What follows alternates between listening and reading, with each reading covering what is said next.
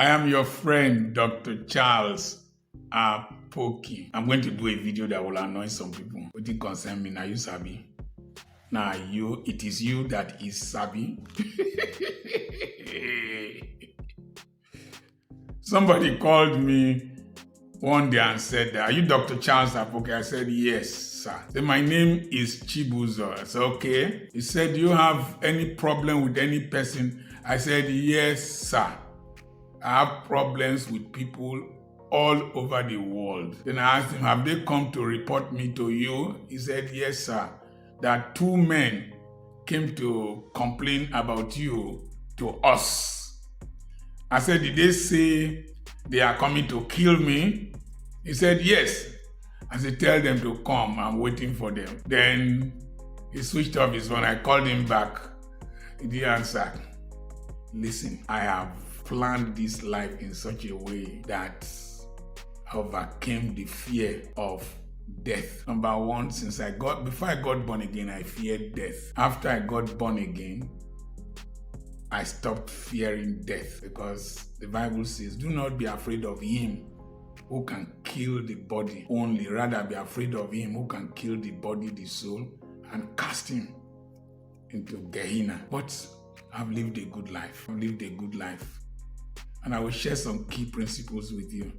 You know, I did 2 videos. I ate my usual 1 meal, then I went to sleep. I woke up now after some hours. I switched off the phone and went to sleep. Woke up now, refreshed, and I'm doing this video. You know why people lived long in those days? They had what was called siesta. We had it in secondary school. After lunch, you were compelled to sleep. Then you go and play games. In those days, our parents took naps in the afternoon and nobody disturbed them. And they lived long. Today, at this age bracket, I'm 66 this year. Imagine that I was still hustling, traveling up and down to look for money. It would have been stressful.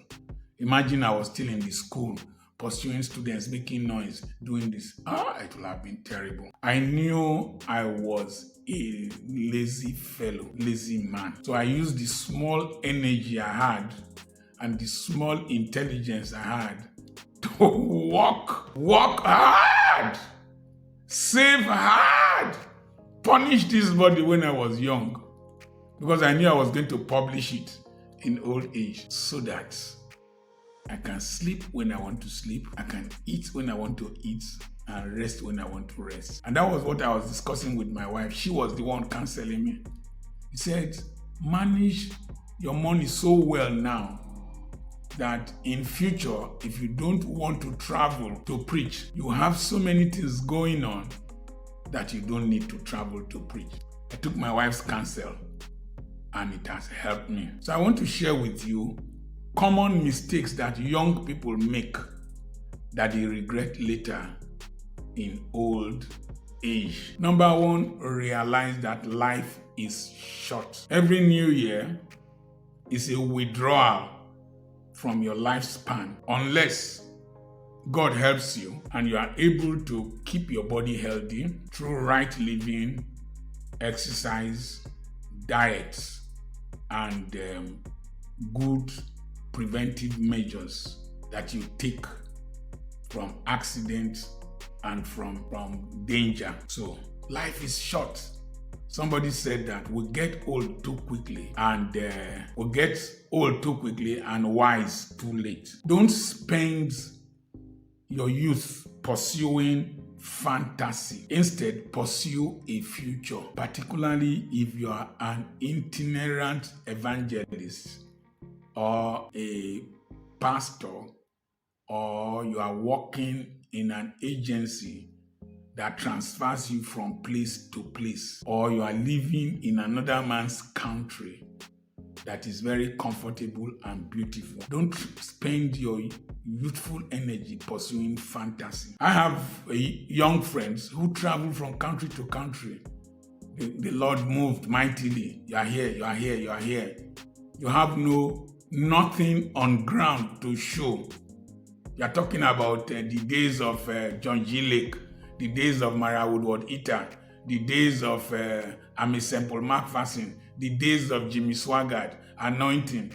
The people you are preaching to have stable businesses that they are doing, and you are going all over the place. Don't be a pastor.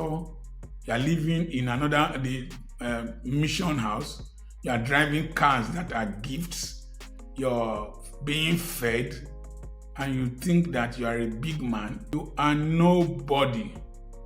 Eventually, when you retire, which is not long, it is as if your tires are loosened. Always think about your future. Don't spend your time seeking entertainment. Seek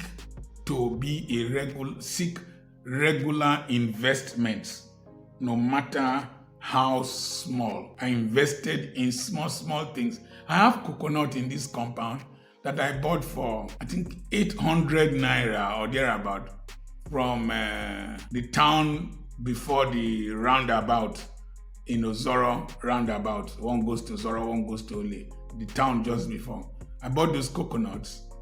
I killed two. Two are still remaining. I make coconut candy from them. Small investments. Don't ever negate small investments. If you invest, your dividends in the future will be consistent, while the memories of your entertainment will fade away. So, don't concentrate on excitement. Number 2, your body count as a man does not translate into your money count in old age, in the case of most people, excepting politicians. The number of women you have slept with does not translate into how many millions are in your account, unless you are a politician in Nigeria, or maybe you are an entertainer. Very careful. There is no meter to measure how many women you have slept with. In fact, it will leave liabilities behind for you. Cheap sex is expensive. I fear women. I said it today. I keep myself because I know the consequences of trying to let my erection give me direction.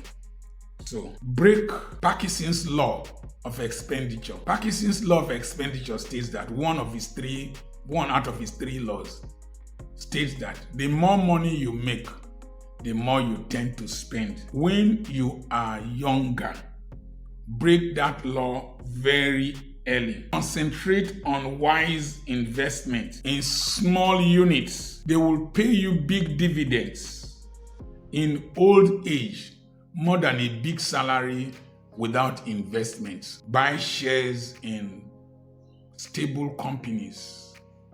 When you are earning that big salary, just be investing little bit instead of trying to display some of the clothes, some of the jewelry, some of the wristwatches, some of the cars, some of the perfumes, some of the restaurants you will eat, some of the holidays you will even make. When you are younger, they won't give you dividends. It is the investment you have in some of these shares, some of the investments in real estate, no matter how small. They call me now for 3 plots of land along the road somewhere. I'm going to buy them. They are going to tar that road, and the value will increase later in life. So, break Parkinson's law. I bought this property here when I was young. I was 40-something. I was buying, I was building gradually using the principle of the philosophy of the ant. Today, the plot alone is 75 million. Not to talk of the building here. I invested my money in small things that gave me money to put regular electricity here. I enjoy regular electricity as if I'm living in Europe. Regular water supply as if I'm living in Europe. If not for the noise around me here, you wouldn't know that I'm living in Nigeria. I did those things when I was young, when I was trekking, when the money they were giving to me as honorarium I was investing them very, very well. I think I bought cement for this building when cement was 1,000 naira a bag. The tiles for this floor, I think I bought them 6 years from Cook Road, 400 and something thousand naira before I used them. 6 good years. Big salary might give you status, but sustainable investment and sustainable income will give you stability in old age. Can I be sincere with you? You see, people from my tribe, when they listen to people like me talk, particularly the young, stupid ones, young, stupid, mumushous ones, they get angry when they see somebody from my tribe talk like this. They want to attack me. You be mumu. That's why when your father died, you people rushed at his properties and all of you started from scratch because you have an entitlement mentality. Now I'm teaching you so that you don't make mistakes. You won't learn. So learn now. I come from an oil producing area and people earn salaries from oil companies. Chevron, Total, Shell, NNPC and all that. And they create a status. And we like free money in the Niger Delta. Free money from the Sopadec. Free money from governor. Free money. In old age, when other younger people replace you, you look like a chicken that fell inside water, fell inside oil, because you did not manage your old age well and you didn't listen to counsel. Okay. Oh, this one is going to give me enemies. Bad enemies are going to come. The church is not an investment company. The church is not an investment company. You will be shocked in old age if you don't prioritize your life and balance church, balance Bible and business. Separate church from your personal relationship with God and your commitment to yourself, your children, and your future. If you are not called into full-time ministry, don't fool yourself and spend your time doing ministry and you don't plan your life. I've been in this deal. I'm an ordained clergyman. I see people retire from ministry and then in old age, it is their children and outsiders that take care of their health and their needs. The church will move on without you.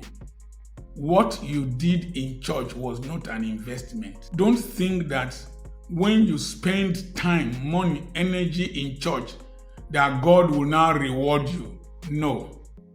God will reward you from the labors of your hands and your investments. I was Sunday school teacher, Sunday school superintendent, men's fellowship leader, chairman of the school board. I established the leadership of the men's fellowship in Imo and Abia states of the Church of God Mission. I was my bishop's driver. I did a lot of things. I took care of lepers and all that, prisoners, all kinds of things. I labored, but I made sure I had a field. I had where I planted that God can reward me from. The distance between old age and heaven can take close to 20, 30 years. If you add 30 years to my life, I will be 96. I need to live to 100. That period, the Pharaoh that knew not Joseph will become bishop and archbishop. One of the things that shocked me, I went to preach in an Assemblies of God church, and this CIC Okereke or CCC Okereke that was the district superintendent in 222 Clifford Road was in the church along Fox Road. And lousy small boy like me, because we used to go and visit him with Archbishop Benson Idahosa. He was Archbishop Benson Idahosa's pastor. CIC Okereke was in church. They allowed me to finish preaching. Then they said, church, nna anyị ukwu nọ n'ebe ahụ, ka anyị kelee, ka anyị kpọọ ya ka o kelee anyị, ka o kelee nzukọ Chineke. Nna anyị Daddy CIC Okereke. And they called him up and he greeted. And he left. If that man did not train his children, did not invest in his future, the church has forgotten him. He's no longer relevant. He's no longer a priority. It is maybe in his funeral that all of them will come. You won't see any of that. So as much as possible, serve God intensely. Prioritize your life. Give what is to Caesar, what is to God, so that in old age, you don't complain. I know a young man who said that when he dies, he will have only 10,000 naira in his account when he dies. He was all over the place. Full Gospel Businessmen's Fellowship. He was the one distributing letters all over the place. Looked wretched.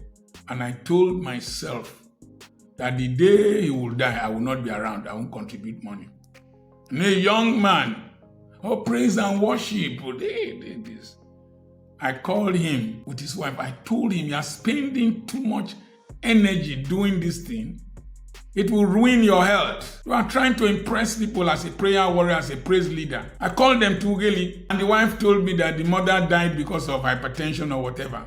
Told her, and that her blood pressure was high. Young girl, calm down, leave this thing for your husband.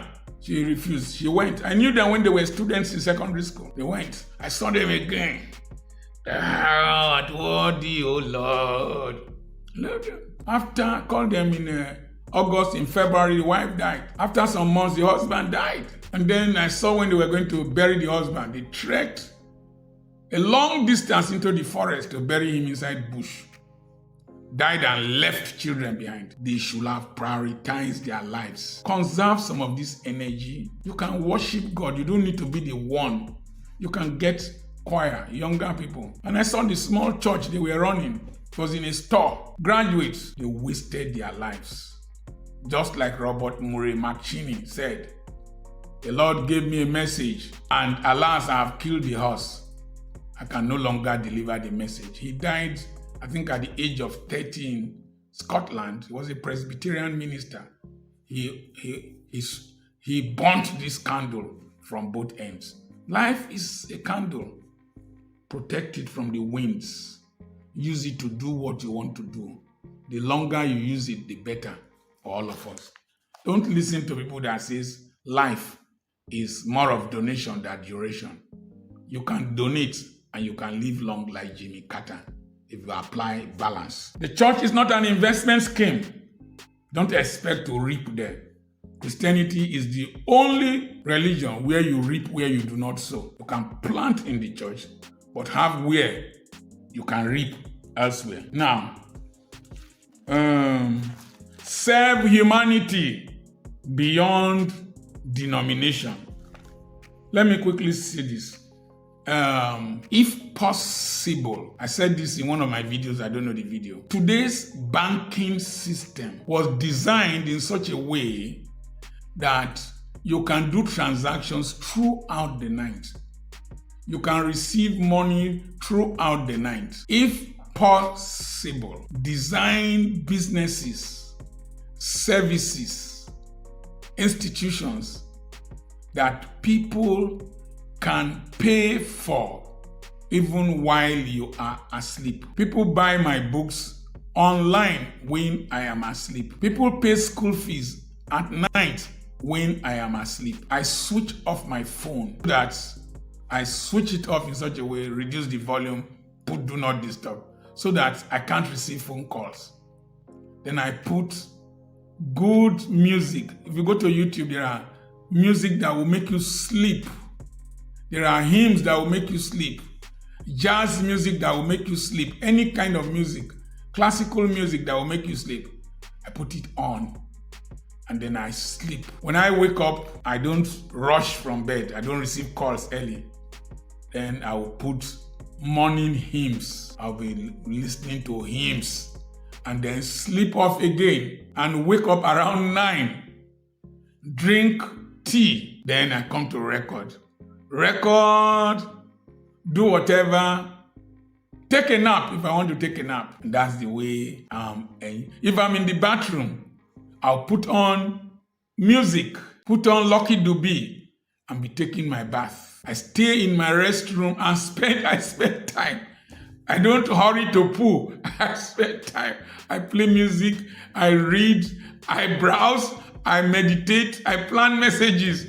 This life is too short to live it in such a way that when you reach this age bracket, you don't hurry. I hardly hurry anywhere again. I did that. Wake up 4 a.m., enter road to enter and start driving to Aba to go and preach because I want to come back the same day. No, I don't do that again. You're inviting me, I will go with my PA. It will help me carry my things, help me sort out my life. I will come a day before. I'll preach on Sunday. I will sleep. Then I'll go back home. I plan to live long. I'm not a strong person.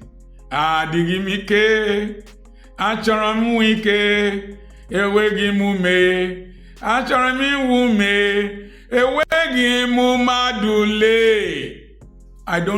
It says, I am not strong. I don't have strength. But I want to be strong. I have strength. I don't have any person, but I want to be somebody. I don't have brother. I don't have sister.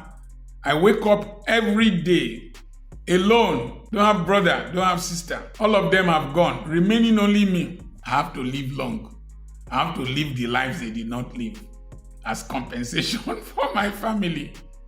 That's the way it is. Now, the next thing is if God helped you to have children early, if you married early, spend time, energy training them. Spend time and energy training them. When you are younger, it is easier to train them. You have the strength. It is easier to help them do assignments. It is easier to discipline them than when you think that there is time. Sometimes you pursue career for too long, and then you have young children in old age that should have been taking care of you. It is also true that when you have children too early, the weight of those children will prevent you from running fast. Try and strike a balance. Make sure you invest in your children so that you can give them the best education, the best exposure, and they can take care of you when the need arises. But don't ever make your children feel too special. Don't make them think that your life revolves around them. Discipline them. Insist on strong values. I took my eldest son from year 4 in Expenditure University, private university, to year 2 in Europe. I wanted standard in his life. I took my daughter from year 3 in a private university to write JAM again in Abraka to attend Delson. Today, she's managing our schools. She's competent. She's harder than her father. She's harder than her father. She said she's Dr. Apoki raised to the power 2. You don't mess up around her because I hardened her. You don't mess up around her. He will tell you, it's my father that is called. I'm not a pastor. If you come near me, I'll quack you. So, hustle between 30 to 50. Relax at 60. Reduce your obligations and enjoy your life. Life is only one shot, S-H-O-T. And it is short, SHORT. Even when you are above 60, your ambitions should be met by the investments you made from 40 to 60. I still have dreams, but I have so many people, so many hands that can help me execute them so that I can concentrate on building this legacy. I remain Dr. Charles Apoki. If you don't like what I'm saying, now you, sir, be bust you. I'm just sharing the truth of life.